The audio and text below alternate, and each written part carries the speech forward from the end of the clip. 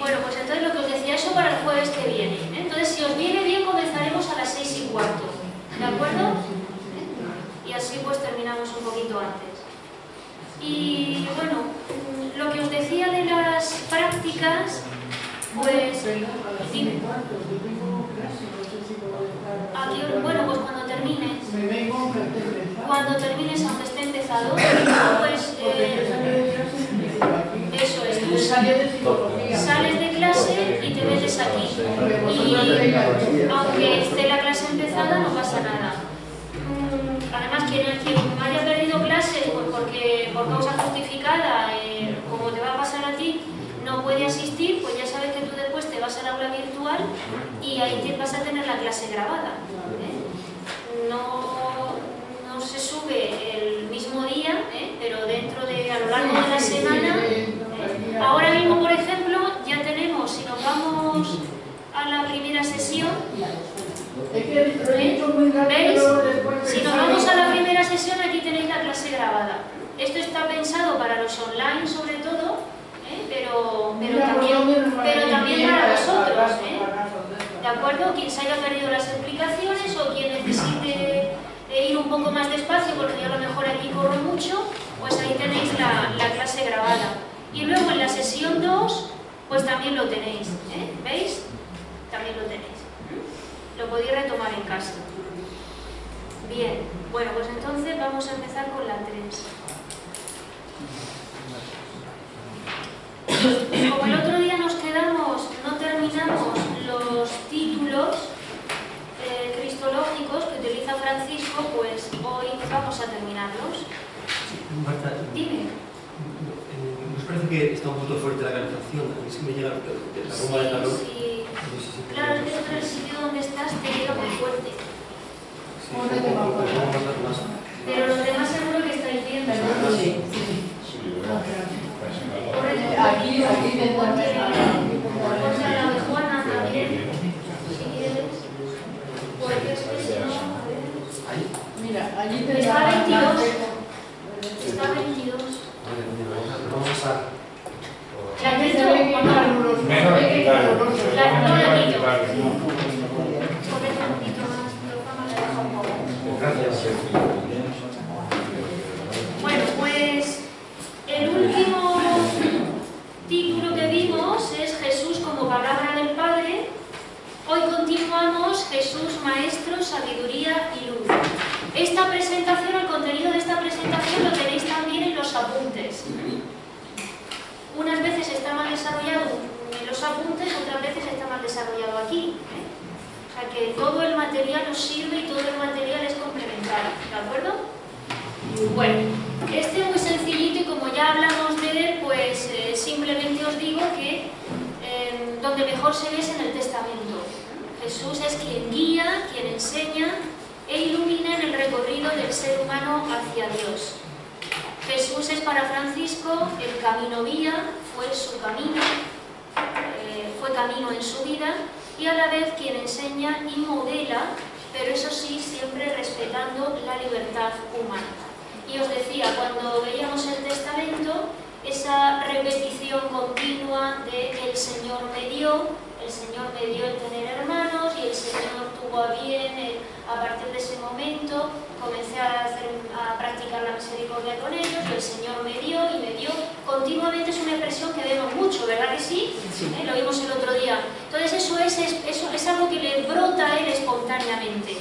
Esa frecuencia con que se repiten esas dos palabras, esa expresión, el Señor me dio, pues refleja hasta qué punto Jesucristo fue Señor en su vida. Hasta qué punto fue importante el señorío de Jesús en su vida. Por eso es algo que, como él lo ve tan presente y lo vio tan presente a lo largo de su existencia, pues es algo que le brota del corazón, le brota de manera natural y espontánea. Bien, pasamos al siguiente. En el siguiente sí que tenemos que explicar un poquito más. Jesús como pobre, humilde, peregrino y huésped. Tenemos aquí 4 términos que se van a repetir mucho en los escritos de Francisco. Es la imagen más original de Francisco. Cristo Cristo como mendigo y peregrino. Lo presenta además junto a su madre, viviendo de limosna. Y quizá inspirado en una frase del Evangelio. No sé si ahora mismo vosotros os podéis imaginar de cuál se trata. Aquello cuando dice Jesús, las zorras tienen madriguera y las aves del cielo tienen sus nidos, pero el Hijo del Hombre no tiene dónde reclinar la cabeza. Muy posiblemente esta frase sirvió de inspiración a San Francisco para tener tan enraizado en su mente, a lo largo de su vida, esta actitud de Jesús como pobre, como humilde, como peregrino, incluso como huésped. El Hijo del Hombre no tiene dónde reclinar la cabeza. Estos títulos, como os digo, son fundamentales para Francisco. ¿Por qué? Francisco considera que Jesús es pobre ya desde su encarnación, que es un vaciamiento de su divinidad.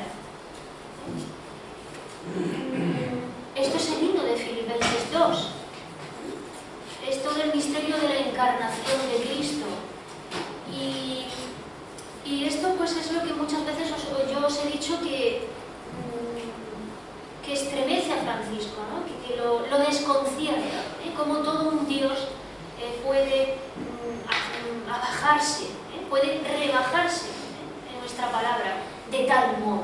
Y más él que venía de alta, digamos. Efectivamente, más él que venía de una clase rica, ¿no? Yo creo que al ver la moneda Todavía le sorprende más, todavía le sorprende más. Pobre, aquí para Francisco, os digo que considera, cuando habla de Cristo como pobre, vamos a ver los distintos sentidos que tiene, porque la pobreza la contempla en toda su amplitud. Pero fijaos, es muy importante a esta pobreza que libera de toda atadura humana. Una pobreza que libera de toda atadura humana. Es la pobreza que esencialmente Francisco ve en Cristo. Cristo se vacía de sí mismo. Si hacemos un recorrido por toda su vida pública, continuamente es esto. No es un vivir para él, para sí mismo, sino que es un vivir volcado al hombre. Este es yo creo que la definición más exacta de pobreza para definir la divinidad, para definir lo que es la Trinidad, como veremos al final de toda esta explicación, y para definir lo que es la pobreza de Cristo. Se vacía de sí mismo para llenarse del Padre y dar el Padre a los hombres. Hasta tal punto llega la pobreza de Cristo. Y este es el sentido de aquella pobreza que yo os hablaba de Francisco. En Francisco vamos a ver la pobreza material, claro que sí, pero también vamos a ver esa pobreza existencial, esa pobreza espiritual, donde la esencia está precisamente en esto, en liberarse de todo aquello que puede apartarme de Dios, o que puede apartarnos de Dios. Considerarse totalmente dependiente de Dios. Y esto él pues quiere vivirlo hasta el extremo. ¿Cómo lo vive hasta el extremo? En aquel momento, la forma de exteriorizarlo esto, la forma de ser un evangelio abierto para las gentes que vivían con él, para la gente contemporánea de su tiempo, ¿cómo era? Pues era dejar la situación social en la que uno estaba viviendo y lanzarse a vivir en penitencia. ¿Os acordáis aquí en la metanoia de la que yo os decía, ¿no? Entonces, ¿cómo se transmitía esto? Eso de ponerse a vivir en penitencia. Pues precisamente acogiendo esta pobreza material también. Es una pobreza espiritual o existencial, pero también es una pobreza material. La pobreza de Cristo, porque realmente Cristo también vivió esta pobreza material o sociológica, como veremos después.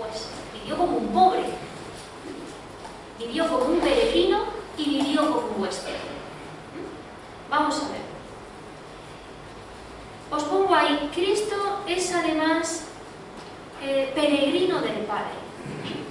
Pone a los hombres en situación de éxodo mesiánico. Nosotros somos seguidores de Jesucristo en ese camino. ¿Qué significa esto de que nos pone en una situación de éxodo mesiánico? ¿Por qué somos peregrinos? Porque esta expresión de éxodo mesiánico tenemos que relacionarla con peregrino. Pues somos peregrinos porque caminamos con una esperanza. Caminamos a lo largo de nuestra vida, de nuestra existencia, con la esperanza de que nuestra vida tiene un sentido. Caminamos hacia nuestra propia plenitud. Y ese es el sentido de nuestra vida y ese es el sentido de nuestra fe. Estamos aquí peregrinos porque morimos. Efectivamente, cuando decimos que la fe es una opción y es una opción llena de sentido, este es el sentido que le damos, que caminamos hacia nuestra propia plenitud.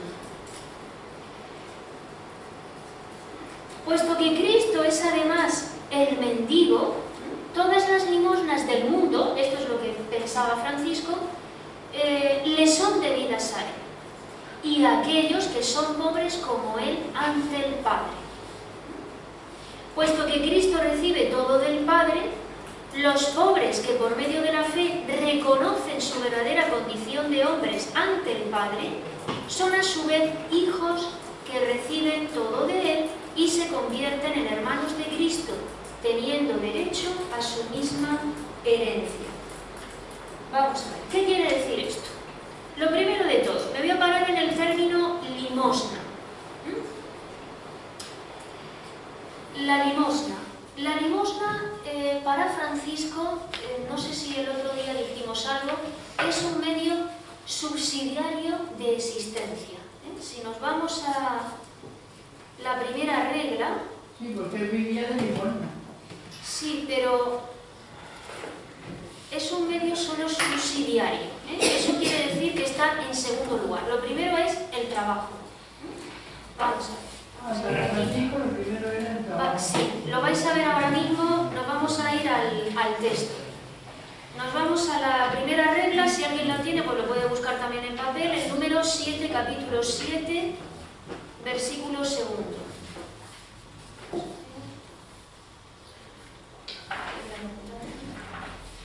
No, perdón, el versículo 8. 7, capítulo 7. Vamos a hablar un poquito de esto. Bueno, aquí lo que tenemos, ¿veis? Si nos vamos al número 8, a ver, voy a ponerlo un poquito más grande. ¿Se ve bien? Sí, se ve. Vale. Fijaos en el número 8. Y cuando sea necesario, vayan, les está dirigiendo a sus hermanos, vayan por limosna como los otros pobres. ¿Veis? Y cuando sea necesario. Si nos vamos ahora a la segunda regla, que es la regla bulada, en el capítulo 6, voy a correr para atrás.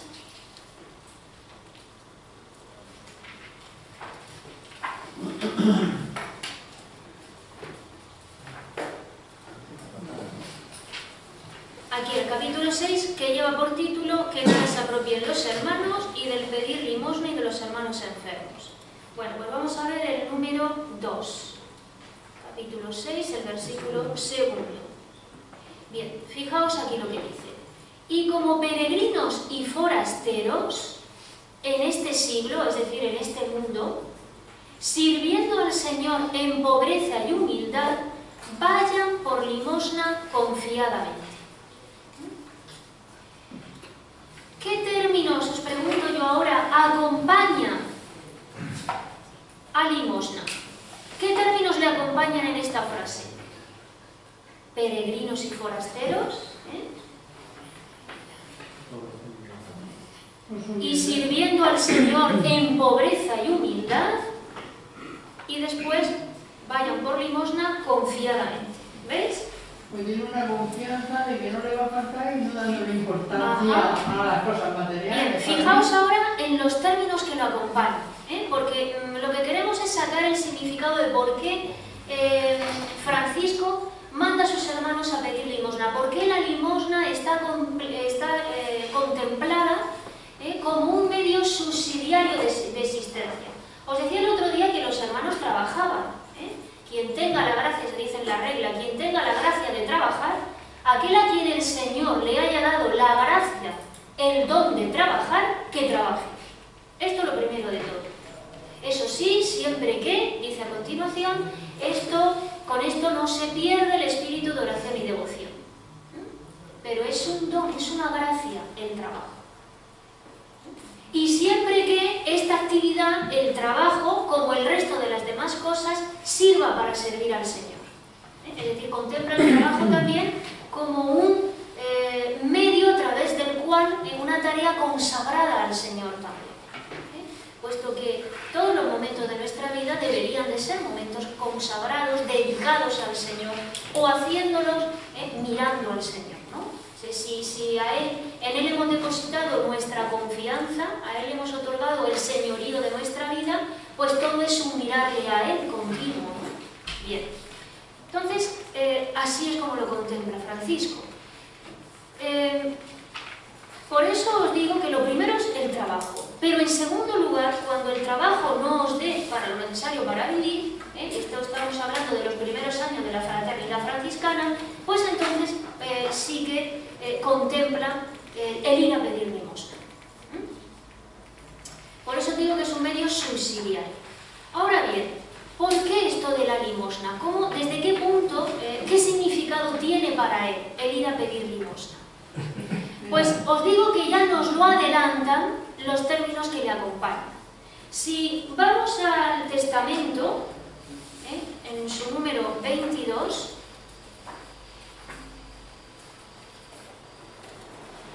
nos vamos a encontrar con algo parecido. ¿Veis aquí? Dice, y cuando no se nos dé el precio del trabajo, recurramos a la mesa del Señor. Fijaos qué expresión cuela aquí. Vamos, pidiéndole a Dios pidiendo limosna de puerta en puerta. Y cuando no se nos dé el precio del trabajo, como medio subsidiario, recurramos a la mesa del Señor. Por eso os digo que para Francisco, como también precisamente Cristo vivió pobre, y según él también vivió de limosna. ¿Por qué? Pues porque el Señor, es decir, Jesús durante su vida pública vivió de la acogida que le iban prestando unos y otros, ¿sí o no? Estuvo largos tiempos en su casa con su madre y su padre. Una vez que comienza su vida pública, desaparece prácticamente la figura de José y la figura de María. Solamente en momentos determinados muy puntuales, y porque quiere además transmitirnos un mensaje al evangelista, cuando dice, por ejemplo, ¿quién es mi familia? ¿No? Mi madre y mis hermanos, aparecen momentos muy puntuales la Virgen. Hasta el momento salvo en el Evangelio de San Juan, en los evangelios, en los sinópticos que recorren la vida histórica de Cristo, momentos muy puntuales aparece la Virgen, como este que os he dicho, y ya hasta el momento de la cruz. Entonces, él va viviendo de limosna, va viviendo de la acogida que le van dando unos y otros. Pues unas veces será en casa de Pedro, otras veces será en casa de los seguidores que iban con él, las mujeres que le acompañaban. De esto es de lo que iba viviendo. Bien, pues... entonces, precisamente por esto, porque Cristo elige este modo de vida, la pobreza, para transmitirnos a nosotros cómo es este Dios, cómo es el Dios con el que Él se identifica, al que Él representa, cómo es este Dios. Si queremos saber cómo es Dios en su intimidad, cómo piensa, qué es lo que quiere, la pobreza es el mejor medio que Dios encuentra para transmitirnos lo que es. Alguien que no se preocupa de sí, sino que continuamente está contemplándonos a nosotros, volcándose hacia nosotros. preocupándose por nosotros, sufriendo por nosotros, alegrándose con nosotros. Este es el Dios que a lo largo de su existencia transmite Cristo. En esta actitud de continuamente ser un peregrino, ser un huésped, vivir de la acogida de los demás. No tiene nada para sí. Todo lo vive de prestado, podríamos decir. Pero el mensaje último, si excavamos, el mensaje que hay en el fondo es ese. Es la intimidad, no sé cómo explicarlo, el ver si es lo que es la Trinidad, es lo que es el Dios que confesamos. Un ser que nos ama y que nos ama tanto que está continuamente volcado hacia nosotros, ¿no? Y preocupándose por nosotros. Ese es el Dios que transmite Cristo. Entonces, la forma de transmitirlo es a través de esta pobreza. Esta pobreza que, como os digo, es una pobreza material, porque vive de la acogida, pero es también al mismo tiempo esa pobreza existencial de alguien que está desprendido totalmente de sí mismo, y esto lo vemos en el Cristo que ora, que continuamente que tiene su rato de intimidad con el Padre, porque necesita del Padre. Necesita. Y entonces vosotros os podéis preguntar, y bueno, ¿y cómo que siendo Dios necesita del Padre? Porque deja de ser para hacerse... Porque nos está transmitiendo un mensaje. Su vida está siendo una continua catequesis para nosotros. Es un Dios que necesita del Padre para que nosotros veamos quién es el Padre y para que nosotros, si queremos encontrarnos con esa plenitud de la que Cristo nos habla, pues también le imitemos a Él. Entonces es un Jesús que ora en los momentos más importantes de su vida, es un Jesús que continuamente está en diálogo con su Padre, y es un Jesús que está continuamente volcado hacia los hombres, especialmente hacia los que sufren. Y esa es su vida pública, eso es todo el recorrido de los sinópticos. Entonces, precisamente, un momentito, voy a terminar, precisamente porque al elegir este modo de vida, entonces Jesús se compadece de esta pobreza, y se compadece de todos los pobres también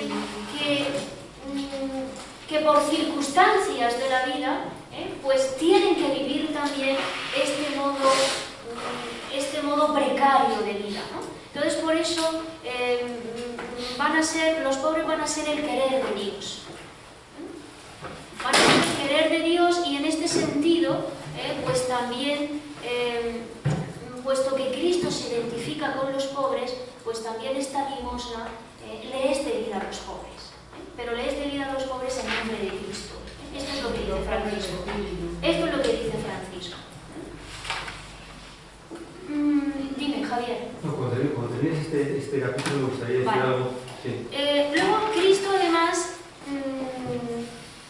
bueno, aquí dice algo más, cuando dice, puesto que Cristo recibe todo del Padre, los pobres que por medio de la fe reconocen su verdadera condición de hombres, esto es el otro sentido de la pobreza existencial.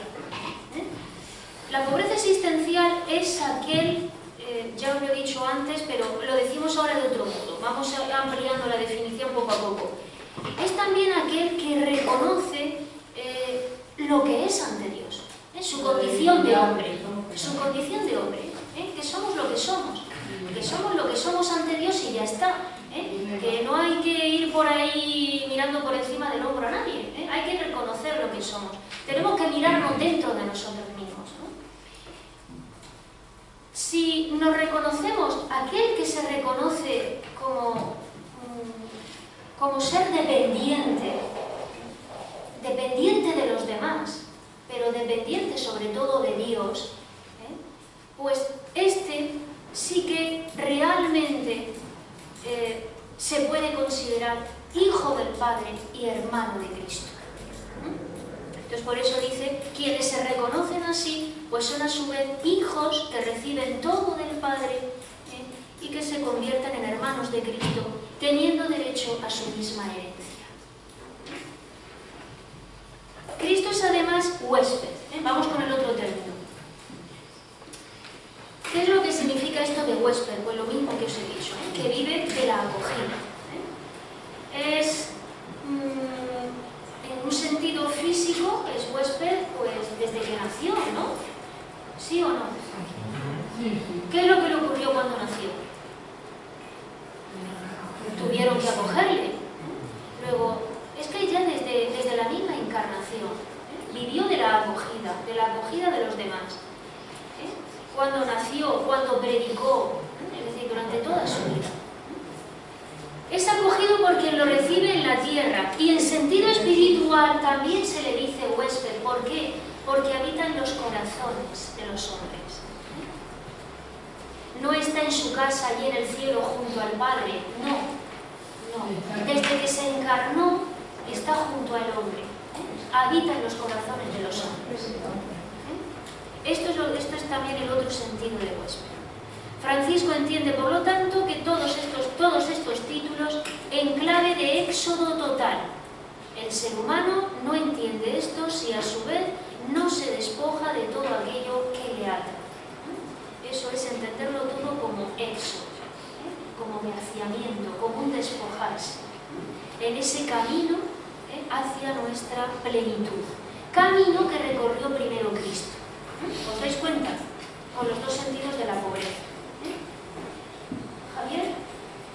Sí, bueno, con respecto al tema del trabajo, me gustaría hacer una breve reflexión, una breve consideración crítica, entre comillas, porque ya que estamos en un seminario de Cristología Franciscana, claro, como se trata de seguir a Cristo, tal como lo has comentado, Francisco quiere seguir a Cristo mendigo, como mendigo, ¿no? A Cristo pobre, pero desde el punto de vista de la teología espiritual, ese planteamiento me parece un poco limitado, porque Jesús pasó la mayor parte de su vida, casi 30 años, trabajando en Nazaret, ejerciendo un oficio manual, un oficio artesanal, y bueno, no hemos contemplarle solo su vida pública, pues, porque durante esos 10 años de vida pública, ciertamente, pues las mujeres recibían con sus bienes y mucha gente le ayudaba, ¿no?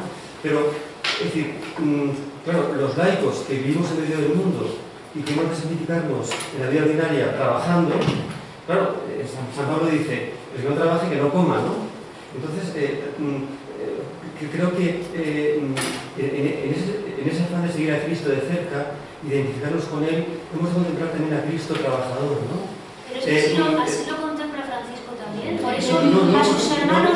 considera el trabajo como una gracia y un don, y bueno, pero no como... No, pero lo considera precisamente como una gracia, porque puede ser una actividad consagrada a Dios como todas las demás. Igual de importante que quienes pueden estar 4 horas al día rezando delante del sagrario. Pero es que, por eso la vida de Francisco y de sus hermanos es una vida itinerante, es una vida peregrina, su claustro es el mundo. Ellos viven del trabajo. Ellos viven del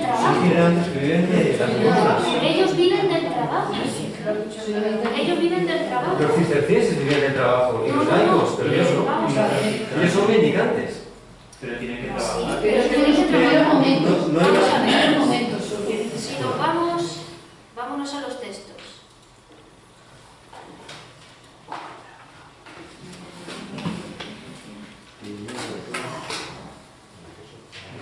El capítulo 5. Me parece que está en la primera regla, ¿no? Sí, en el capítulo 5. Sí, es que antes no lo he dicho y lo podíamos haber leído cuando estábamos ahí. Vamos a ver. Aquí estamos. Fíjate. Mira, Javier. El capítulo 5 del modo de trabajar. Los hermanos a quienes el Señor ha dado la gracia de trabajar, trabajen fiel y devotamente, de tal suerte que desechando la ociosidad enemiga del alma, no apaguen el espíritu de la santa oración y devoción, al cual las demás cosas temporales deben servir. y como pago del trabajo, bueno, esto ya se recibe al pago, que no quería que recibieran dinero o pecunia. Bueno, si nos vamos ahora, hay otro número en el que habla del trabajo de los hermanos como siervos o empleados en las casas. Esto me parece que está en la primera regla. Sí, pero ese trabajo es mucho más que un remedio contra la ociosidad, el enemigo del Claro, alma. Es claro. una participación en la obra creadora de Dios. Claro, El hombre pero es que trabajando sí lo prolonga entiende. la obra de la creación. Pero es que sí lo entiende, por eso dice a quienes el Señor le haya dado la gracia de trabajar. No todos los hermanos podían trabajar, por eso lo dice. Pero aquellos a quienes les haya... ¿Por qué no todos podían trabajar? Pues por algún Como impedimento, anciano, ¿ves? sí, Por sí. algún impedimento o Bueno, porque... tiene su padre. Efectivamente, sí, ¿no? Entonces, los enfermos, por ejemplo, que tenían Sí. con ellos. Entonces, a quienes les haya dado la gracia, ¿por qué lo contempla como una gracia? Porque contempla el trabajo como una actividad santificadora también, una actividad consagrada a Dios. Los hermanos trabajaban. Si nos vamos ahora, vamos a ver si me parece que está en la primera. Pero si es la tierra y todo, él la trabajaba. En el capítulo 7 de la primera. Además, aclara. En el capítulo 7 de la primera regla, que también hemos estado antes, de la novulada, ahí lo pone.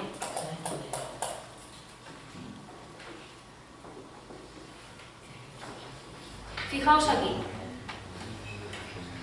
Dice, ¿ves? Del modo de servir y trabajar. Todos los hermanos, en cualquier lugar en que se encuentren, en casa de otros, para servir o trabajar,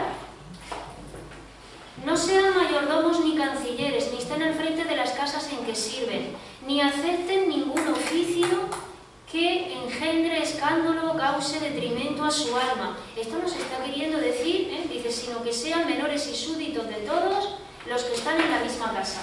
¿Qué es lo que nos está diciendo esto? Que trabajaban en las casas. Ellos se dedicaban a trabajar en las casas. Lo que se está refiriendo aquí es al sentido de minoridad, ¿no? Como esa minoridad de cara al exterior pues debía de reflejarse en que eligieran pues aquellos oficios que fueran pues más humildes, más sencillos, más aquellos que no elegía la gente de más posibles, ¿no? Entonces ellos normalmente pues lo que hacían es que estaban como empleados en los talleres, en las casas sirviendo también, por eso dice no sean mayordomos ni cancilleres, sino más bien pues eso de criados o sirviendo o en lo que los ocuparan, ya cada uno, pero sí que sabemos que trabajaban por cuenta ajena. Sí, bueno, dice, trabajen y ejerzan el mismo oficio. Sí. Y los hermanos que trabajen y ejerzan el mismo oficio, dice después, que conocen. Si no es contrario, pues lo mismo. Si no es contrario a la salud de su alma, es decir, que no se dediquen a oficios, pues bueno, pues que no sean recomendables, ¿no? Pero todo lo demás, ellos se dedicaban a trabajar por cuenta ajena. Sí, ahí cita San Pablo, sí. Con lo cual, pues está en sintonía con lo que dice San Pablo. Entonces, por eso decía que lo considera como una gracia. Y el primer oficio de los hermanos es trabajar. Después ya... Yo para mí es que Francisco se daba tanto,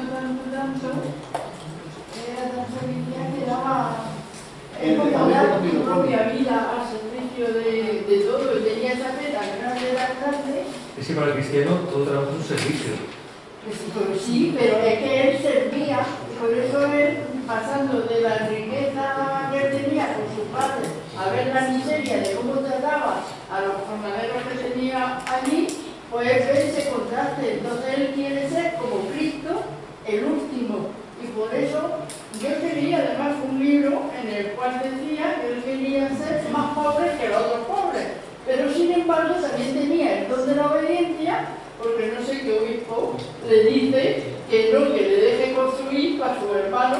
Entonces dice, bueno, si tú lo dices, es decir, para mí es que era súper humilde, una cosa exagerada, ¿me entiendes? Tenía ahí un don, tal unión, de que él no era él, Entonces, ese era el don que tenía para mí. Ahí lo que se refleja en el servicio por cuenta ajena, en el trabajo por cuenta ajena, ese es el sentido de minoridad, no uno de sus aspectos, ¿no? Y él sentía el último, ¿no? Trabajar como servidores de los demás, como menores. Una forma de transparentar eso era, pues eso, ir por los campos que necesitaban mano de obra para trabajar, pues allí que el grupo de hermanos se prestaba y se ponían a arar el campo como los demás. Eso es ese sentido de vivir, de reproducir la vida de Cristo, ayudando a los demás, sirviendo a los demás, pero siempre como menores, es decir, desde la humildad, desde la pequeñez, desde los trabajos más humildes y sencillos. Es un imitar la vida de Cristo tanto desde un sentido material como también espiritual o existencial, de búsqueda de Dios. ¿Sí? Sí, el testamento también habla también del trabajo. En el testamento también habla del trabajo, sí. Y del pedir limosna, que solamente hemos puesto... Vale. Pues entonces os decía que cuáles son... Estábamos aquí al final, ¿no? Eso, el sentido de éxodo total, ¿no? Bueno, no sé si os he dicho, me parece que no, que esto de que hemos hablado tanto, que con respecto a la limosna, es fundamentalmente una actitud del espíritu. Esto creo que no os lo he dicho. Es la dimensión kenótica propia, ahora lo vamos a expresar mejor. La dimensión kenótica, ¿entendéis cuando digo kenótico lo que significa, no? Kenosis, abajamiento, la kenosis de Cristo, el himno de Filipenses. Entonces, el pedir limosna es para Francisco la dimensión kenótica propia de quien sigue la misma vida pobre y humilde de Cristo. Entonces, por eso veis cómo va acompañada de sirviendo a los... y vayan a pedir limosna, sirviendo como los pobres en pobreza y humildad. O y vayan como peregrinos y forasteros, veis los términos de los que le iban acompañando. Entonces, es porque está queriendo reflejar esto que os digo. Y por otro lado, es sobre todo la actitud de fe de quien entra en la dimensión de la gratuidad del amor que el Padre tiene para con sus hijos. Por eso dice, y vayan a pedir limosna confiadamente. Es decir, quien vive desde esta actitud de kenosis, puede tener la confianza plena de que Dios provee. Esto es lo que él quiere trasladar a sus hermanos y al mismo tiempo es la catequesis que está dando a todos los hombres y mujeres con los que se encuentran. Quien vive desde esta actitud de pobreza existencial, no me estoy refiriendo a pobreza material ahora, que esto es secundario. Él decidió vivir esta vida, pero no, eso no quiere decir que todos tuvieran que dejar de vivir digno. No. La pobreza, lo veremos después, es algo negativo, es algo incómodo, es algo que él, pues como hoy día, también en su tiempo, pues la contempla como algo no querido por Dios, sino querido por nadie, ¿no? Lo que pasa es que solamente que él lo elige como opción evangélica, para transmitir toda esta catequesis que os estoy comentando. Pero el segundo sentido que tiene es lo siguiente: quien vive desde esta actitud de pobreza existencial o kenótica puede confiar que Dios va a estar ahí contigo, siempre, cada vez que lo necesites. Es esto que os digo, que Dios proveerá. Entonces, por eso les dice a sus hermanos, y vayan por limosna confiadamente. Eso es lo que significa ahí el término confiadamente. Sí, como el Evangelio es que ni las aves del cielo no tienen. Efectivamente. Y entonces, que nosotros nos preocupamos. Que eso es algo que decíamos el año pasado, que también quiere transmitir Clara, y que se ve muy bien en su testamento, una y otra vez, esta pobreza. Bien.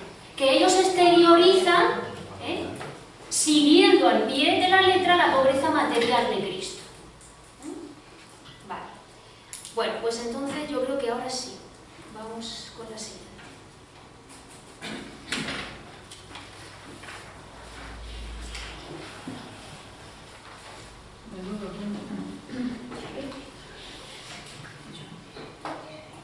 Bien, vamos a ver ahora aquí otro título importante, siervo, que además se complementa con el anterior. Jesús es siervo porque, sí, estamos viendo los distintos títulos cristológicos. Dice, Jesús es siervo porque lava los pies como un hombre despojado de su divinidad. La imagen de Jesucristo lavando los pies a los discípulos fue una de las imágenes que más impresionó a Francisco y que constituye un elemento esencial de la espiritualidad franciscana. Efectivamente. El líder debe ser el siervo y sus discípulos deben hacer lo mismo, como seguidores que son del auténtico maestro, que no es Francisco, sino Jesús. Bien, vamos a explicar esto un poquito. Jesús es siervo, se fija en Jesús como pobre, como humilde, pero también como siervo, porque lava los pies a sus discípulos.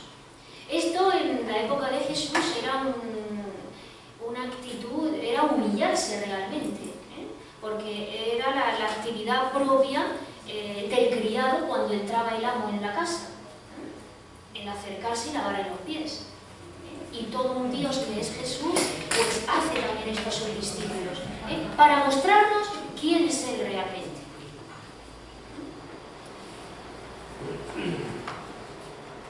La categoría de siervo, esto que voy a decir no está aquí, tampoco está en los apuntes, es la raíz teológica de la minoridad que escoge Francisco a partir de la escena del lavatorio de los pies. Es decir, es lo que sirve a Francisco para fundamentar el ser menores, que es uno de los elementos esenciales del carisma franciscano. La minoridad está muy relacionada con esa pobreza existencial de la que hablábamos. Es también una actitud interior, como el pedir limosna, igual. Es la actitud interior de quien quiere imitar a Jesucristo humilde, renunciando a su propio yo y estando dispuesto a prestar a los hermanos los servicios más humildes, como hizo Cristo. Perdón, ¿qué quiere decir manifestaciones de las que los... Sí, no lo acabo yo. sí, no, ahora lo vamos a ver. Pues que es la escena, el lavatorio de los pies, lo que simboliza eso, como acto de humillación, de abajamiento, de rebajarse uno, ¿no? Porque si yo me pongo a lavar los pies a alguien, ¿cómo lo sentimos interiormente eso? Como una actitud de mucha humildad, ¿no?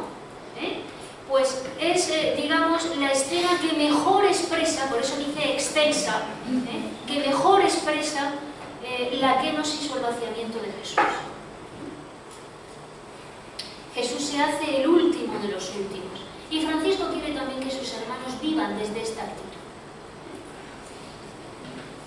En su meditación pues está presente todos los momentos de humillación, todos los momentos en los que Cristo se despoja de su divinidad. Y si hacemos un recorrido por su existencia son muchos. Cuando se hace hombre, cuando se hace un bebé, un niño pequeño en Belén, sería el primer momento de humillación o kenosis. Esto, si nos vamos a la vida de Francisco, pues Francisco lo escenifica en Grecho, cuando hace ese Belén viviente y quiere experimentar realmente lo que fue el nacimiento de Cristo. El segundo momento, otro momento, ¿cuál sería? Pues cuando se deja crucificar, ¿no? Sería también otro de los momentos por excelencia, ¿no?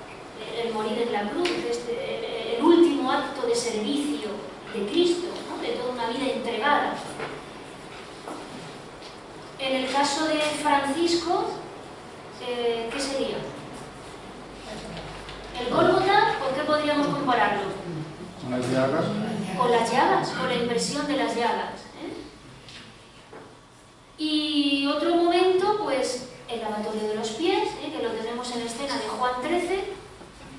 Y otro acto de humillación o kenosis de Cristo, ¿cuál podría ser? dicho ya el de la cruz, hemos dicho el del nacimiento, hemos dicho el del lavatorio de los pies. ¿Cuál podría ser otro? Yo veo mucho, a lo mejor la columna de espinas también, ¿no? Ya hemos dicho la cruz con todo lo que es la pasión. Ahí va todo.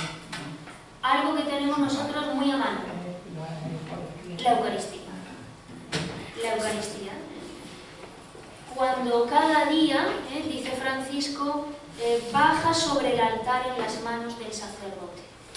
Por eso le tiene tanta veneración a la Eucaristía, porque es otro momento de humillación o diagnosis de Cristo, si nos damos cuenta.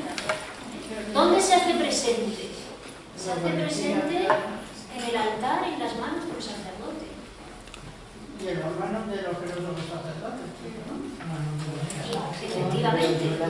Entonces, ahí tenemos otro acto de humillación o kenosis de Cristo. Por eso Francisco le dedicará toda una admonición, la admonición número 18 de la admonición primera, a la Eucaristía, y la trata pues con esa veneración. Bien, entonces pues aquí lo que os digo al final, ¿no? Vale, vamos ahora, si no hay ninguna duda, vamos a la siguiente.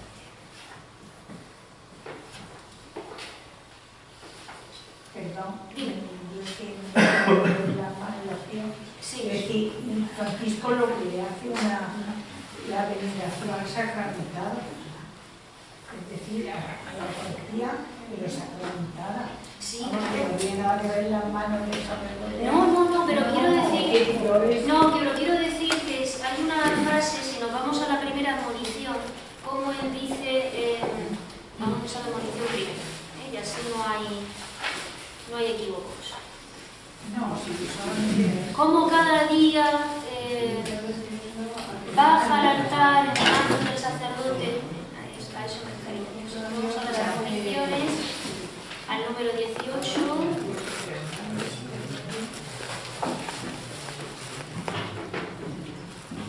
Aquí lo tenemos, el número 18. Diariamente viene a nosotros, Eso sí, que viene a nosotros él mismo pareciendo humilde, diariamente desciende del seno del Padre sobre el altar en las manos del sacerdote.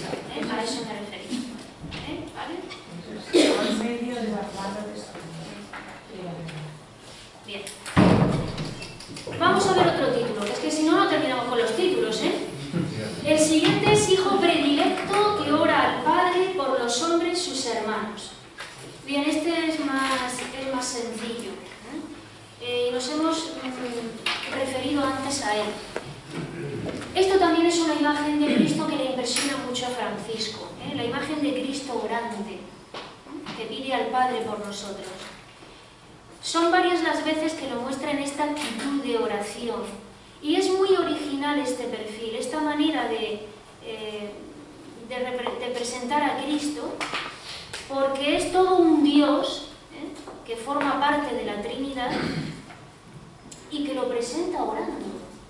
Otra vez quiero que caigáis en la cuenta de esto, cómo todo un Dios pues se presenta muchas veces orando al Padre. Lo que os decía antes, ¿y por qué ora al Padre? Pues si es Dios y no necesitaría orar al Padre tanto, ¿verdad que sí? Pero hasta ese punto Cristo se abaja. ¿Veis? Porque eso es asimilarse a nuestra condición. Que como humanos necesitamos de Dios. ¿Veis cómo es un Jesús que está en los detalles? O es un Dios que está en los detalles. Hasta eso quiere bajarse Cristo y se presenta muchas veces, o nos lo presentan los evangelistas muchas veces, orando al Padre.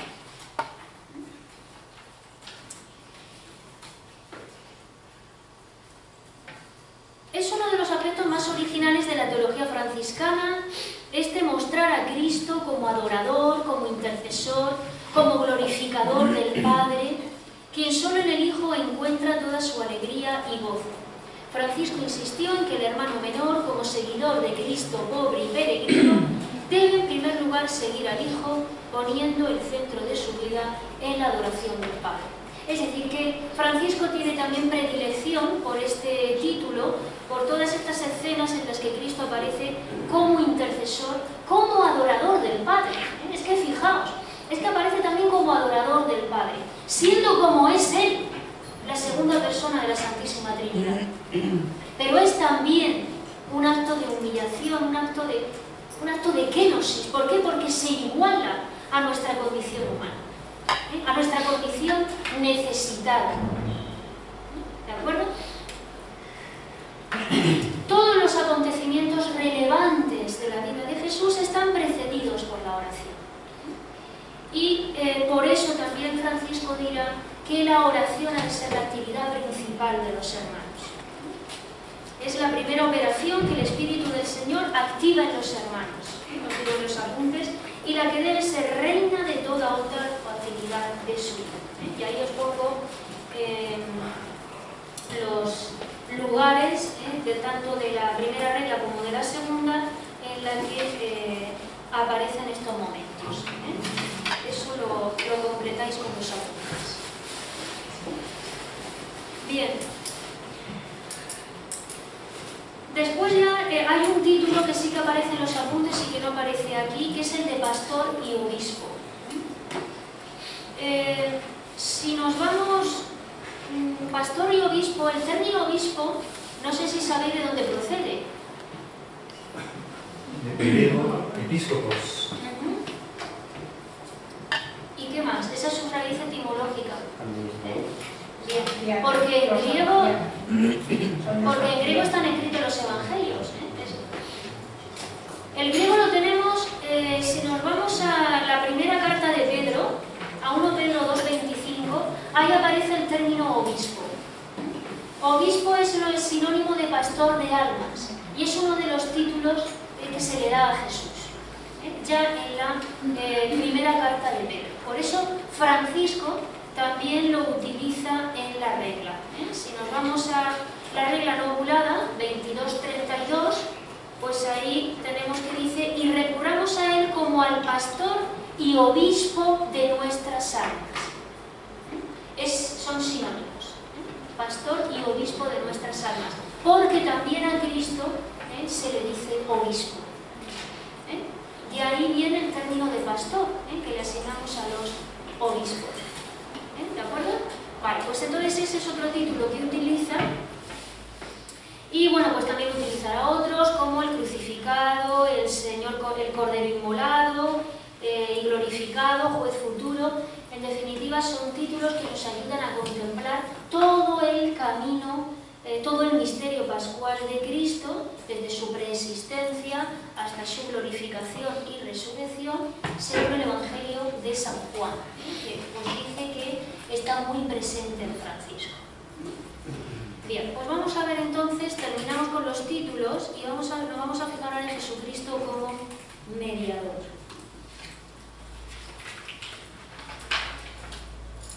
Os he dicho antes que Francisco contempla a Cristo fundamentalmente en la Eucaristía. ¿Por qué? Pues porque se admira de su simplicidad. El Verbo quiere convertirse en pan y vino. El propio misterio de la Eucaristía es simple en su esencia. El pan y el vino, que son además dos elementos que siempre se han considerado desde antaño básicos, elementos básicos en la alimentación, no son elementos demasiado, o alimentos que podamos decir compuestos de demasiados, no, son alimentos básicos, esenciales, simples. Simples, es la harina del trigo y el fruto de la vid, ¿no? Tienen esta connotación de elementos simples, la simplicidad que entraña el querer de Cristo de hacerse presente en estos dos elementos, el pan y el vino, que por otro lado pues siempre han sido considerados en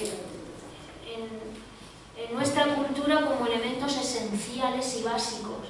También estaría simbolizando pues Cristo como nuestro pan, nuestro alimento esencial, ¿no?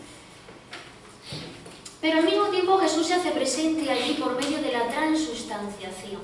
Es decir, que contemplamos el pan y el vino en su sencillez, pero también, por medio de la transubstanciación, contemplamos al mismo cuerpo y la sangre de Cristo.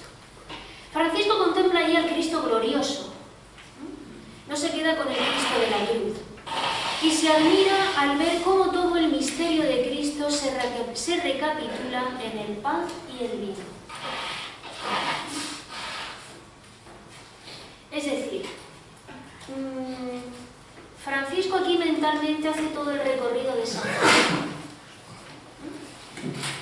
No es un Cristo que baja al altar, como bajó en la Encarnación, muere en la cruz, lo vemos simbolizado en el cuerpo y la sangre, resucita, cosa que celebramos y vemos simbolizado también en la Eucaristía, en la fiesta de la Eucaristía como celebración litúrgica, se hace presente en el altar. Si no hubiera resucitado no podríamos decir que se hace presente en el altar, pero no se queda ahí, no se queda ahí, sino que, fijaos esto que os digo, es el misterio de Cristo que se recapitula en el pan y el vino, es decir, que se queda con nosotros, en nuestra propia existencia cotidiana, corpórea. Eso es lo que significa el pan y el vino. Es decir, lo vemos en la transubstanciación y celebramos que está vivo por su resurrección y glorificación, pero es también un Cristo que se queda con nosotros y se queda con nosotros pasada la misa, después de la misa y todos los días, ¿no? Aunque no vayamos a misa, ¿no? Es un Cristo además en el que al final de todos los tiempos toda la creación se quedará también identificada en él, porque también nosotros junto con toda la creación caminamos hacia nuestra plenitud que es Cristo, y esto desde la encarnación o por la encarnación. Esto lo va a explicar mucho más extenso Jesús en la conferencia del jueves próximo, de San Buenaventura. Sí, Marta, solamente una breve consideración sobre el tercer punto, la tercera afirmación. Sí. Quizás se podría expresar un poquito mejor, es una sugerencia, yo no diría la materia jamás cambia, yo diría los accidentes o las apariencias jamás cambian, pero no continúa habiendo allí pan y vino, ya no hay pan y vino, ya no son pan y vino, digamos, se mantienen las apariencias o las especies de pan y vino, pero ya no es pan, es el cuerpo de Cristo, ya no es vino, es la sangre de Cristo, ¿no? Ajá, sí, claro. Es decir, lo que no cambia no es la materia, sino los accidentes, los accidentes. Bueno, vale. No, no he querido poner los accidentes porque creo que se puede entender peor, pero... Bueno, un poquito la filosofía de Aristóteles, claro, pero desde el punto de vista de la filosofía de Aristóteles, materia y accidente, bien. Pero bueno, vamos a dejar a Aristóteles, vamos a dejarlo así, que está un poco así más, en un lenguaje más llano. Pero sí, es correcto lo que dices. Sí. Lo que pasa es que aquí hay que decir las cosas muy sencillas. Bien. Bueno, pues entonces, a lo que íbamos. La Eucaristía es el sacramento principal para Francisco. Ello le lleva a pensar que Cristo es el mediador total entre Dios y la humanidad. La categoría de mediador constituye así la síntesis de todos los títulos que Francisco da a Cristo, en el que se mezcla la naturaleza divina y la naturaleza humana. En todos los títulos que hemos visto están mezcladas las dos naturalezas de Cristo, ¿no?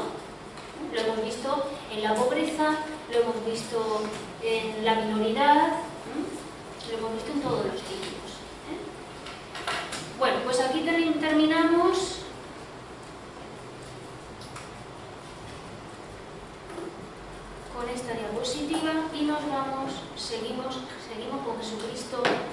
mediador, pero vamos a hablar ahora de la pobreza y de la humildad. Para Francisco lo mejor define a Jesucristo es la pobreza y la humildad.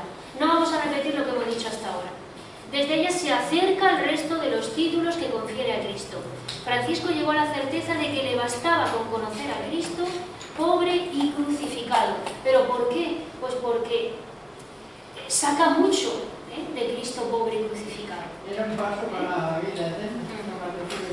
Saca mucho, es todo lo que hemos venido explicando en la clase.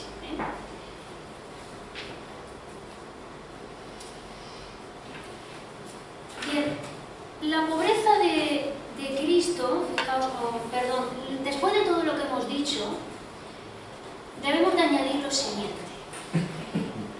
Es una pobreza que de una forma más correcta deberíamos decir que fundamentalmente se descubre como teológica. Es una pobreza teológica. ¿Por qué? Porque es la pobreza de Cristo. Porque es la actitud del mismo Dios que en Jesús, siendo rico, se hace pobre para enriquecernos a nosotros, ¿no? Esta frase ya la habréis oído mucho.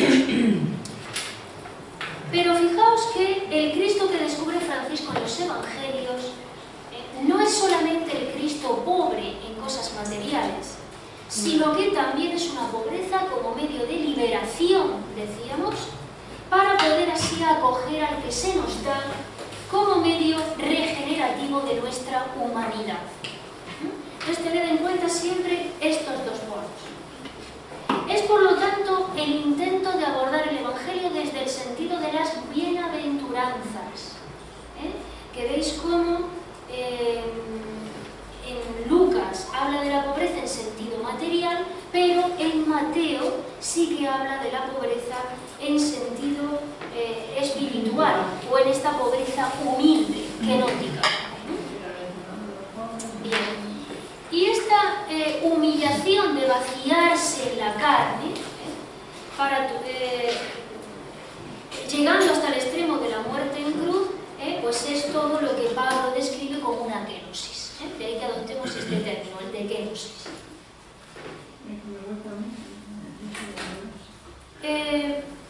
Por eso Francisco asume el gozo y la alegría de la humanidad entera para agradecer al Padre esta historia de salvación. Es decir, si nos vamos aquí, estamos aquí.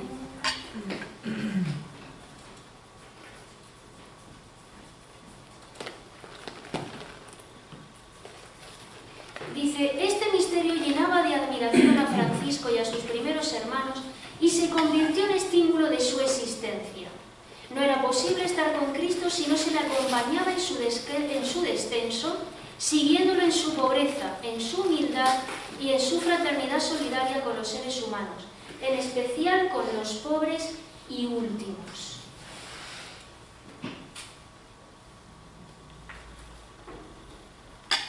¿Por qué decide adoptar esta pobreza material de Cristo? Si también tiene sobre todo el sentido de pobreza existencial que hemos dicho. Pues porque adoptando este modo de vida, fijaos lo que os pongo aquí al final, su ejemplo les lleva a él y a sus hermanos a querer seguir de manera radical la vida y pobreza de nuestro Señor Jesucristo. La pobreza voluntaria de los hermanos menores debía servir de testimonio de la entrega voluntaria del Hijo de Dios por la salvación de la humanidad. Es decir, es un modo de mostrar a los hombres la belleza de este abajamiento de Cristo, de hacerse pobre material, hasta ese extremo. Es como decir, no importa nada más que Dios. Es una forma de visualizar con los ojos, porque claro, la pobreza existencial o genótica, la que uno vive interiormente, ¿eso lo ven los demás? No. Eso no es algo así a priori que pueda mostrarse, ¿no? Porque es una actitud interior desde la que se vive, que después hay que mostrarla. ¿Cómo? Pues estando disponible, ¿no? Teniendo una actitud sencilla, estando dispuesto a hacer aquellos servicios más humildes, ¿no? No ir por la vida pues mirando a los demás como si tú fueras el mejor, ¿no? Después esto también es verdad que tiene sus pero digamos que así a priori, a primera vista, pues no es algo que salte, ¿no? Que se vea. Entonces, la forma de mostrar la belleza de esta entrega voluntaria de Cristo era echarse al mundo y vivir de esta manera pobre, pidiendo limosna, pues eso, llevando el sayal con el que vestían, unas condiciones muy precarias, ¿no? ¿Os dais cuenta? Entonces, esta es la razón por la que decide optar por este modo de vida. No porque esté dignificando la pobreza o porque esté considerando la pobreza como un estado bueno, sino para mostrar la belleza de la entrega voluntaria de Cristo. ¿De acuerdo? Quería decir una cosa. En este momento se puede decir que aquí Francisco es cuando asume esta pobreza, es cuando se da cuenta del leproso, es decir, de poder entregarse a que a él no puede entregarse. Eso es lo que si no, exactamente, si no se baja hasta el extremo, es que inviable poder entregarse al leproso. El momento del leproso es crucial en su vida porque ahí es donde se da cuenta de cómo el camino que Dios quiere para él es el hacerse uno con los pobres, es decir, el adoptar esta pobreza. ¿Pero por qué? Pues porque por una gracia especial, él cuando se encuentra con el leproso y besa al leproso, experimenta a Cristo. Es algo pues, bueno, que es difícil de describir porque es una actitud interior, es un momento de gracia que el Señor le concede, pero él aquí experimenta a Cristo. Entonces lo experimenta con el beso del leproso. Siente un algo especial que ahí realmente está sintiendo que besa a Cristo, que Cristo pero está presente en ese leproso. ¿Antes o después de tener conocimiento? Porque él lee el Evangelio. ¿Antes o después de tener ese conocimiento de Jesús que se vacía hasta el extremo de darse a luz? El momento del leproso está al principio de su vocación y por lo tanto al principio de todo lo que es la vida pública o la vida en penitencia o la vida en fraternidad de Francisco. El beso del leproso marca el inicio. Si te vas al Testamento, el inicio. Lo mismo que el inicio de la vida pública de Cristo lo marca el bautismo, donde aparece la elección del Padre, pues en el caso de Francisco lo marca el beso del leproso. Ahí se da cuenta de aquello que él le pedía en San Damián, ahí es donde Dios de una vez por todas le habla. El camino donde me experimentarás a mí, ¿no? El camino que has de seguir para mostrarme a los hombres es este, es hacerte uno con los leprosos, es hacerte uno con los pobres. Entonces después él ya irá descubriendo muchas más cosas, ¿no? Pero el leproso estaría al inicio de esta vida de pobreza en los dos sentidos que él inicia. Ya, pero él no tendría que llevar eso ya en su corazón medido para dar eso, ¿no? Claro. Para esa Pero conversión ya la tenía. el momento crucial de su conversión es en el momento del leproso, con el beso del leproso.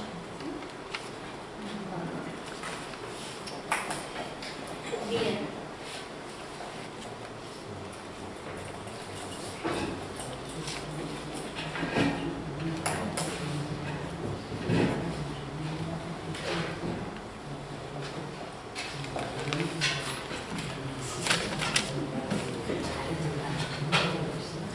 En la diapositiva 35, pues sigo hablando de esto, no la vamos a ver, sigue hablando pues de lo que es esta pobreza, tanto material como existencial.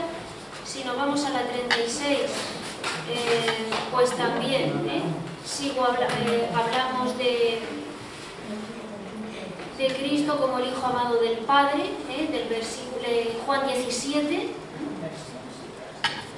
cómo Francisco contempla la centralidad del Padre y su relación con Jesucristo y al mismo tiempo cómo son las relaciones que Jesucristo mantiene con el Padre y con sus discípulos. Hablamos del vaciamiento. Fijaos, aquí me voy a detener solamente en una cosa. Esta pobreza de Cristo, y ahora ya englobamos las dos, tanto la material como la existencial, al final se pueden ver como esto, como hueco y vacío total para el amor de Dios. ¿Qué fue Cristo? Cuando Cristo ora al Padre, ¿qué está haciendo? Se está despojando de sí mismo para aprender del Padre. Pero es una relación filial. Es una relación filial, sí. Pero filial y dolorosa, porque cuando pero está rezando, que yo la sangre, ajá, pero está dejando a un lado, digamos, la divinidad, ¿no? La humanidad. no, su propia persona, cómo él piensa. Esto es un poco atrevido decirlo porque es meternos en la mente de Jesús, ¿no? Pero bueno, son aproximaciones para tratar de explicarlo. Y llenándose del Padre. Es decir, está siendo todo para el Padre. Cuando él habla con el Padre, le pide consejo. Fijaos que antes, cada vez que hay un momento importante en su vida que va a predicar a una multitud, primero ora con el Padre. Pues suponemos porque le pide consejo, le pide luz, ¿no? Como les hablo, dime qué les he de decir, qué quieres que les muestre de ti. Todo eso es lo que le pediría. Entonces, está vaciándose de sí mismo y siendo todo para el Padre. Por eso os digo aquí que se convierte en hueco y vacío total para Dios. Pero luego esa seguida del Padre para poder entregárselo. Claro, pero ¿qué es lo que Jesús transmite continuamente? Lo que es el Padre. ¿Sí o no? Y la importancia de quitarte... Es otra forma de definir este vaciamiento, ¿no? Bien, a partir de ahí Francisco comprende que la pobreza de Jesucristo era la naturaleza humana de una pobreza más honda y radical, la de su filiación divina.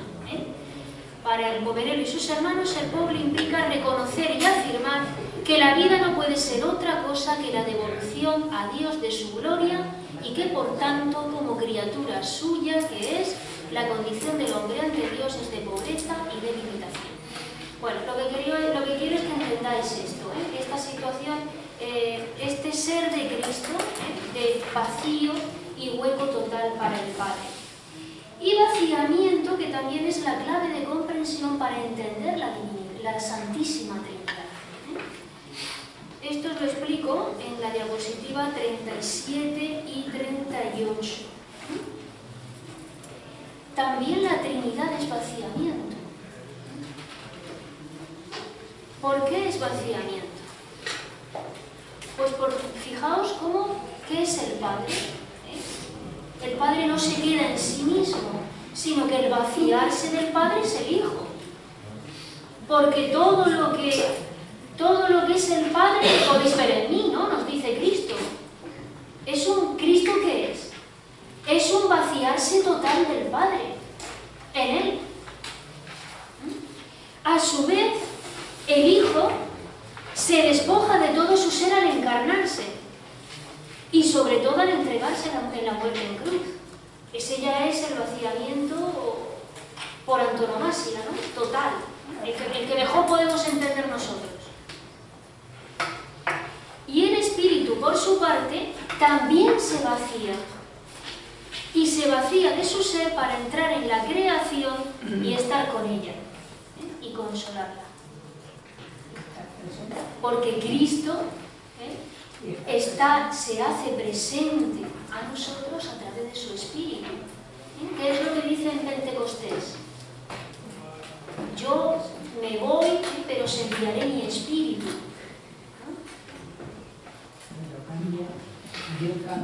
Entonces, la Trinidad también puede definirse como un vaciamiento. Sí, dime. ¿Querías decir alguna cosa? Si Dios cambia, entonces, al vaciarse para mí,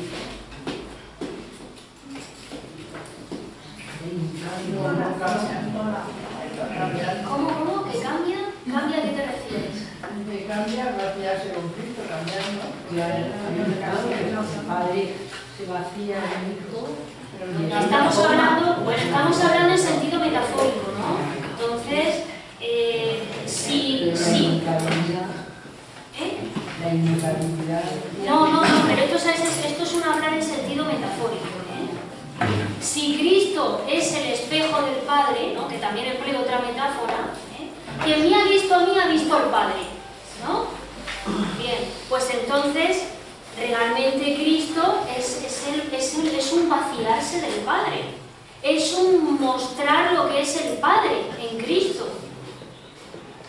¿Sí o no? Sí, lo que Vale. Pero lo del vaciar del Padre es complicado. Es que estas cosas son complicadas. Estas cosas son complicadas. Esto entrar en la Trinidad en un terreno... Sí. Eso que metáfora me parece como bueno. Ese toma del mundo, yo creo, no sé, en la iglesia, no se refiere. Son de las 8. Sí. Bueno.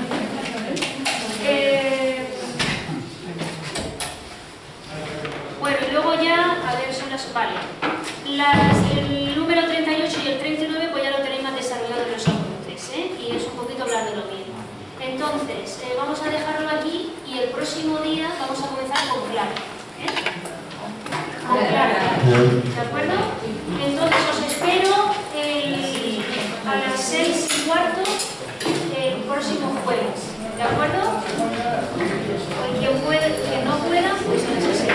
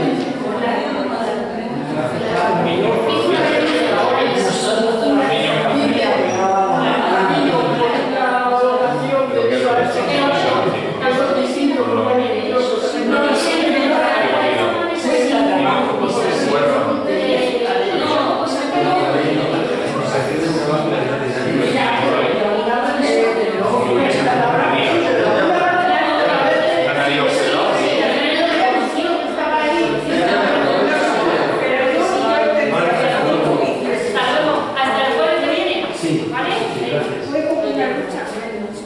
Claro. Con el mismo, la lucha de viene. Y ahí está. Todos los días trabajan. Todos los días trabajan. El próximo viernes a la Poco frío, a mí me gusta trabajar.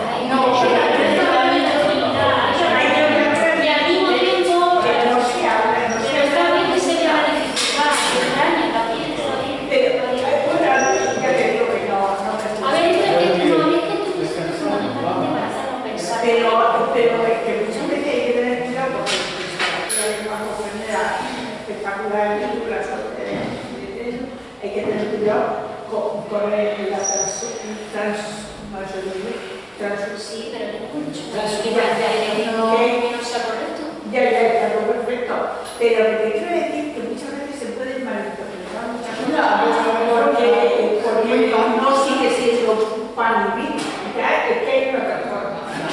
Decir, pero también está por la invocación a la fanática. Es decir, es que hay tantas cosas ahí, también muchas veces no miedo, sino respeto de que se malinterprete. Bueno, igual que cuando yo voy a decirle a Mercedes lo del vaciamiento del padre, porque vamos, eso es muy como la Trinidad, pero que vamos, que yo te entiendo perfectamente cuando tú lo dices, yo sé lo que quieres decir, pero yo no. Bueno, de todas formas, os hago pensar. Pero yo soy también mi concepto. Bueno, pues luego me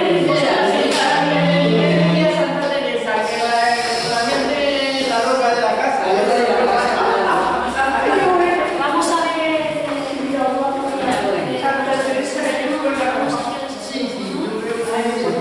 ¿No lo vas a ver? Lo convertía. Claro, yo hubiera estado en una millón. Bueno, ya me imaginé. ¿Tú vas a ver esto? Vamos a ver esto. Claro, entonces si te vas a la sesión, en todas las sesiones se trae eso. Yo digo aquí. Que yo te lo digo todo eso, pero que te gusta. Aquí no se puede jugar de teléfono, pero lo digo que son estos